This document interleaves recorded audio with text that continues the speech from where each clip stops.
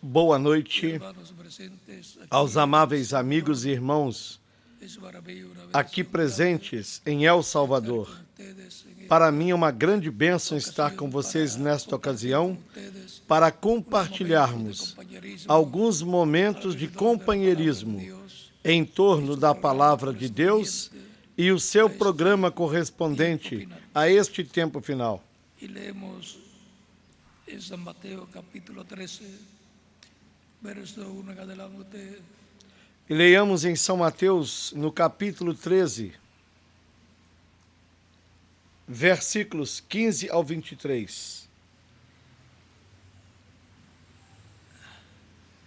Vamos a leer la explicación que dio Jesús. E vamos ler a explicação que Jesus deu da parábola.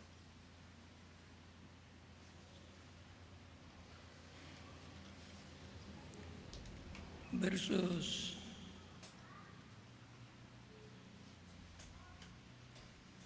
15 en adelante. Do versículo 15 ao 23. Porque o coração deste povo está endurecido, e ouviram de mau grado com os ouvidos, e fecharam os seus olhos, para que não vejam com os olhos, ouçam com os ouvidos, e compreendam com o coração e se convertam, e eu os cure.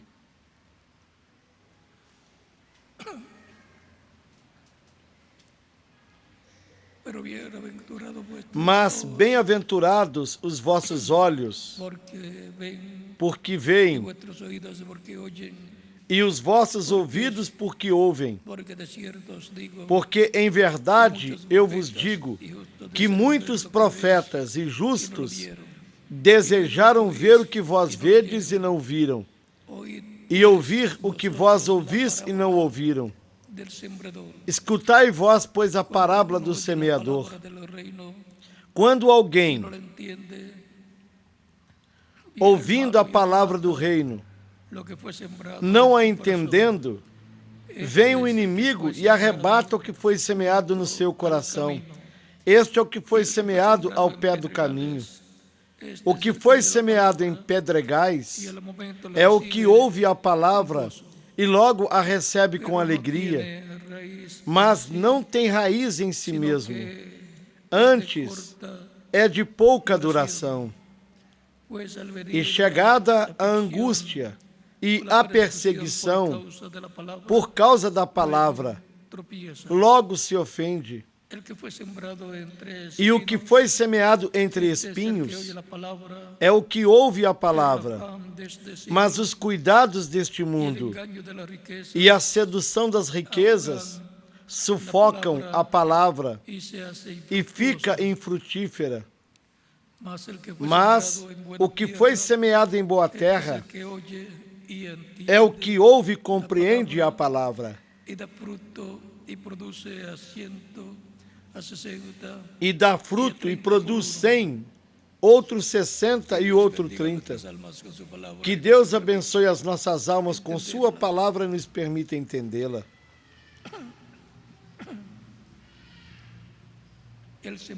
O semeador, semeando a semente da palavra.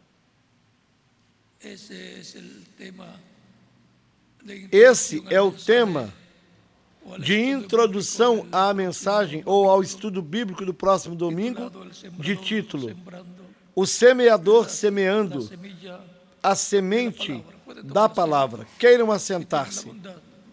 Tenham a bondade.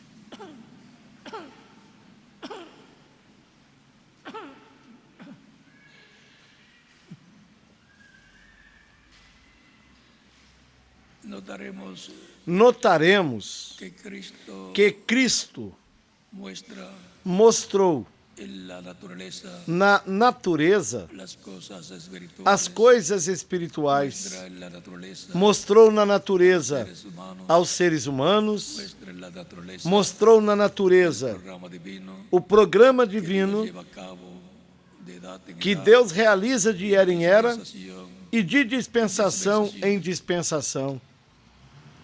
E, assim como se semeia o trigo, nasce, é regado com água, cresce e leva o fruto, e depois vem a colheita, cada coisa no seu tempo. Assim é com os seres humanos. E para os filhos e filhas de Deus, a representação deles está no trigo. Cada coisa tem o seu tempo. Tempo de semear a semente. O Filho do Homem, o Senhor Jesus Cristo, a semeia e usa instrumentos de era em era, semeando a palavra correspondente a cada tempo. Essa palavra, correspondente a cada tempo, produz filhos e filhas de Deus. Se misturarem a palavra com outras interpretações humanas, produzirá seres humanos religiosos, mas nunca produzirá filhos e filhas de Deus. Depois encontramos o caule na planta de trigo. Encontramos também as outras partes da planta do trigo, como a casca que guarda o trigo e o trigo. Ou seja, representam etapas na igreja do Senhor Jesus Cristo, as quais vão se cumprindo de era em era. Para este tempo final, encontramos que a casca representa a 7ª era da igreja gentílica e o trigo está representado na era de pedra angular, onde o trigo é recolhido para ser levado com Cristo até a ceia das bodas do Cordeiro. O trigo tem de amadurecer para ser colhido. Portanto, é amadurecido com a chuva tardia e temporã, com o ensinamento da palavra de Deus para este tempo final.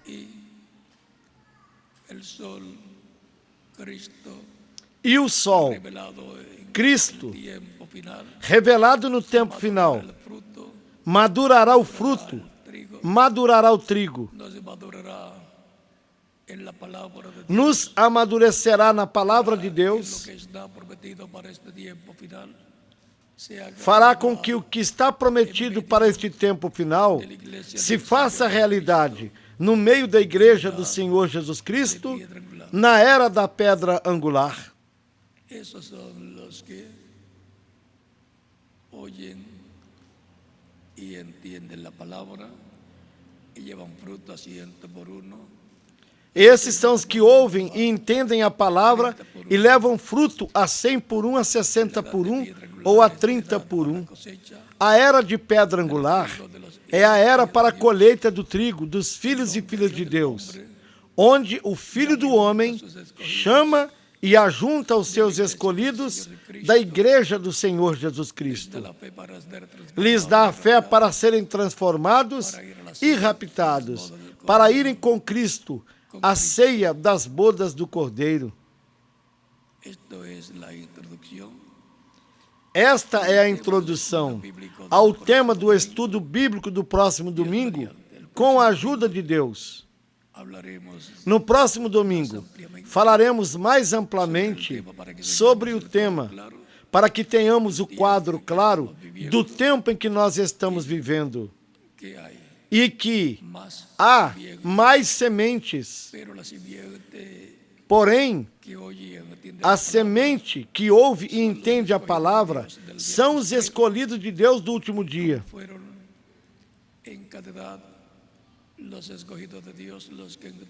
Como os escolhidos de Deus em cada era foram os que entenderam e receberam a palavra para o seu tempo, a qual foi revelada ao mensageiro de cada era. Ele falava essa palavra ungido com o Espírito de Deus, ou seja, o Espírito de Deus foi quem falou através de cada mensageiro, a mesma palavra que tinha revelado ao mensageiro de cada era. E quando as pessoas a recebem, se faz carne nelas, essa palavra é vivificada e, consequentemente, produzem o fruto correspondente a este tempo final. Estarão trabalhando, fazendo a obra de Deus correspondente a este tempo em que a palavra é revelada de era em era. E para o nosso tempo, a palavra prometida para a era da pedra angular, tão simples assim. Essa é a palavra que produzirá a fé para sermos transformados e levados com Cristo, a ceia das bodas do Cordeiro. Haverá um povo na era da pedra angular que subirá a essa era, como veio subindo de era em era, e subirá a essa era para receber a fé, para ser transformado e levado com Cristo, a ceia das bodas do Cordeiro. Receberá a chuva tardia e receberá a fé para ser transformado. É impossível agradar a Deus. Todo é impossível para o que crê. O Senhor Jesus Cristo disse que sem fé é impossível agradar a Deus. Tudo é possível para o que crê. Portanto, haverá um grupo de pessoas, de filhos e filhas de Deus, que receberão a palavra semente correspondente a este tempo final. E essa palavra se fará carne neles. O Espírito Santo produzirá o fruto dessa palavra prometida para os escolhidos de Deus do último dia. Portanto, a parábola do semeador é muito importante para todos os filhos e filhas de Deus, porque a parte espiritual do programa divino se reflete na natureza. Se há uma semente literal, há uma semente espiritual. Se há um crescimento literal de sementes, há um crescimento espiritual dessa palavra semente na vida de cada crente em Cristo. E assim a igreja do Senhor Jesus Cristo vai crescendo de era em era como corpo místico de crentes. E recordem que a boa terra, que são seres humanos, são os escolhidos de Deus, os quais entendem a palavra de Deus para o tempo em que estão vivendo. São os que ouvem e entendem a palavra e levam o fruto correspondente ao tempo em que estão vivendo. A palavra prometida para esse tempo se faz carne neles e levam o fruto correspondente ao programa divino. Deus atua através de Cristo na sua primeira vinda. Cristo atua através da sua igreja de era em era. E, consequentemente, no nosso tempo também, Cristo atua na sua igreja e por meio da sua igreja, no que está prometido que Deus fará neste tempo final. Para a colheita, o Filho do Homem enviará os seus anjos com a grande voz de trombeta e ajuntarão os seus escolhidos. Primeiro, os escolhidos da igreja do Senhor Jesus Cristo, e depois, os escolhidos do povo hebreu. Portanto, Para este tempo final, o Filho do Homem que está prometido fará um trabalho muito importante a favor dos crentes em Cristo que estão vivendo neste tempo final, para nos dar a fé para sermos transformados e levados com Cristo à ceia das bodas do Cordeiro. O semeador, semeando a semente da palavra. Para mim foi uma bênção e um grande privilégio estar com vocês nesta introdução ao tema do estudo bíblico do próximo domingo, com a ajuda de Deus, na escola bíblica. Que Deus lhes abençoe e lhes guarde e que continuem desfrutando uma noite feliz. Se há aqui alguma pessoa que ainda não recebeu Cristo como Salvador, pode fazer isto nestes momentos.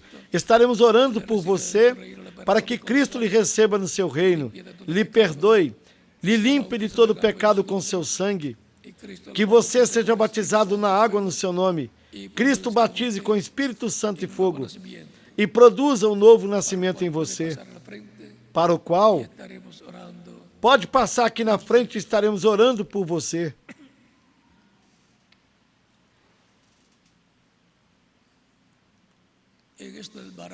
Nesta parábola da semente que o Filho do Homem semeia, estão representados os crentes em Cristo de era em era. Portanto, tudo isso se move no mundo espiritual, assim como ocorre ao semear a semente no mundo físico.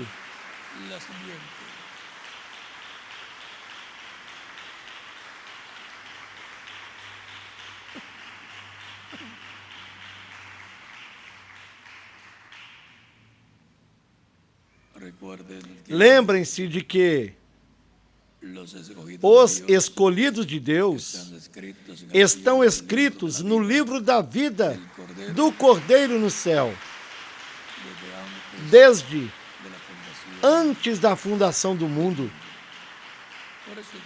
Por isso é que Cristo podia dizer: as minhas ovelhas ouvem a minha voz, e eu as conheço e elas me seguem, e dou-lhes a vida eterna, e nunca hão de perecer. Ninguém as arrebatará da minha mão.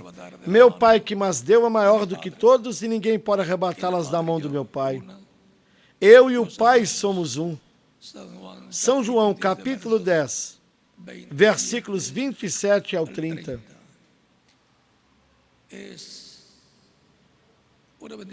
É uma grande bênção ter o nome escrito no livro da vida do Cordeiro, desde antes da fundação do mundo. Por isso Cristo disse: as minhas ovelhas ouvem a minha voz, e eu as conheço e elas me seguem, e dou-lhes a vida eterna. Nenhuma outra pessoa pode nos dar a vida eterna. Só há um, e o seu nome é Senhor Jesus Cristo.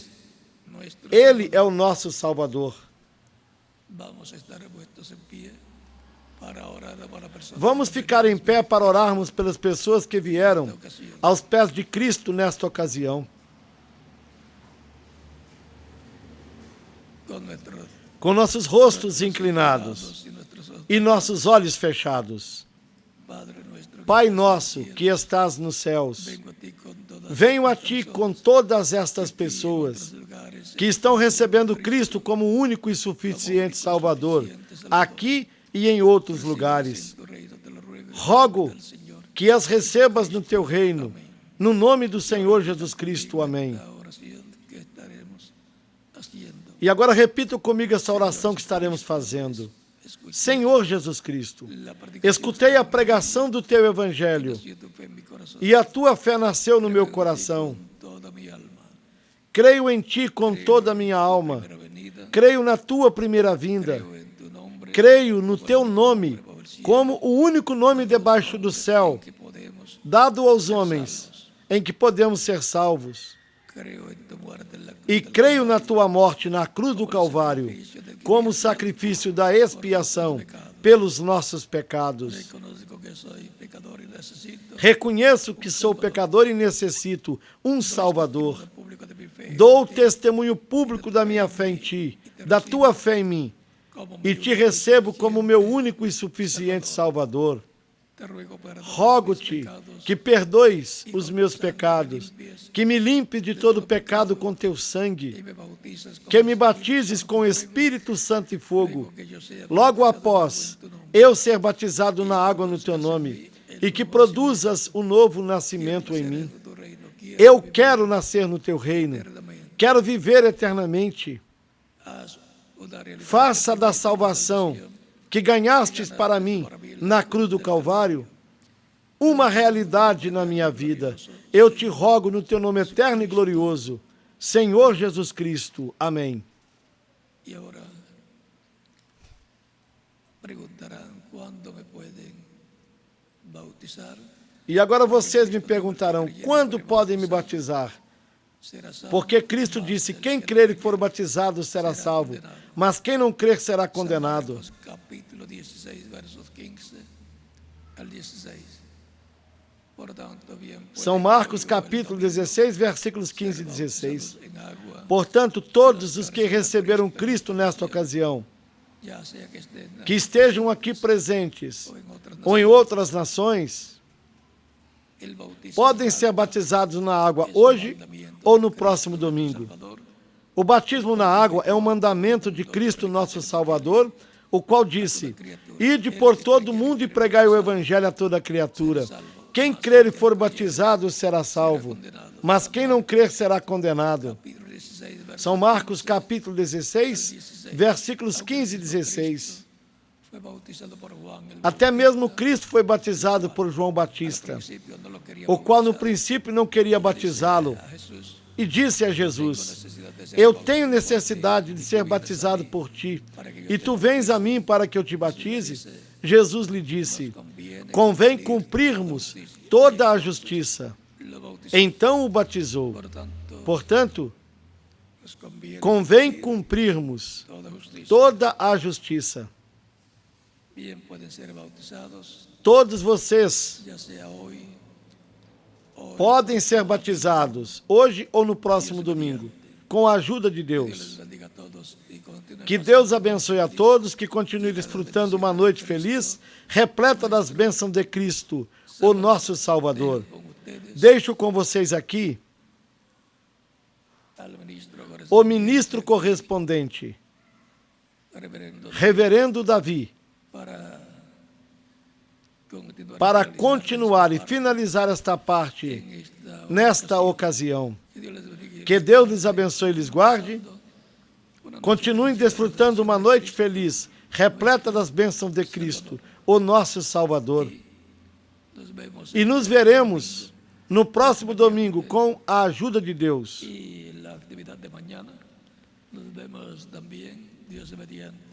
E nos veremos também na atividade de amanhã, com a ajuda de Deus, esperando as bênçãos de Cristo, nosso Salvador.